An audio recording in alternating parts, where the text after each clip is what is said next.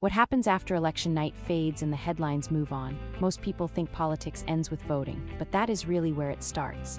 Because the real power of politics is not just who wins, it is what gets built afterward. The laws, budgets, rules, and priorities that shape daily life.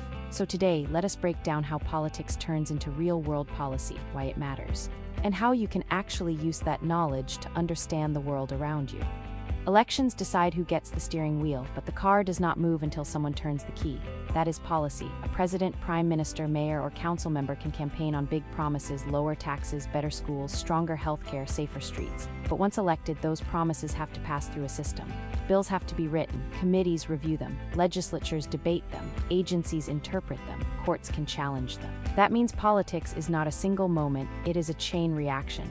One decision at the top can change how money is spent, what businesses must do, what schools teach, or what services people can access. Policy matters because it shapes the environment we all live in. Think about it, a minimum wage law changes how much workers earn. Housing policy affects rent and availability.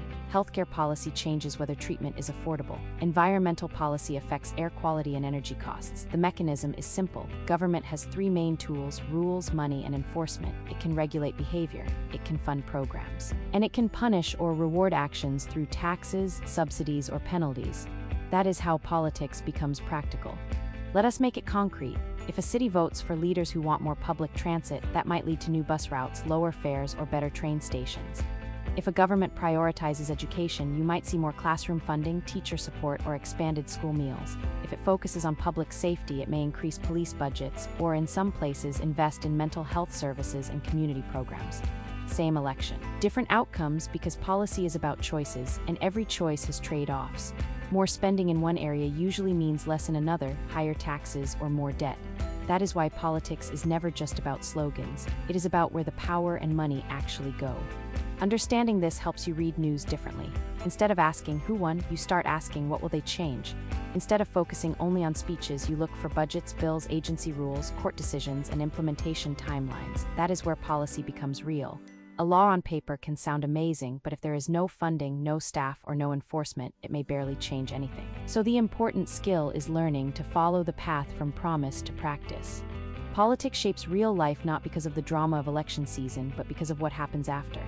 The winners do not just hold office, they influence the systems that decide what gets protected, what gets funded, and what gets ignored.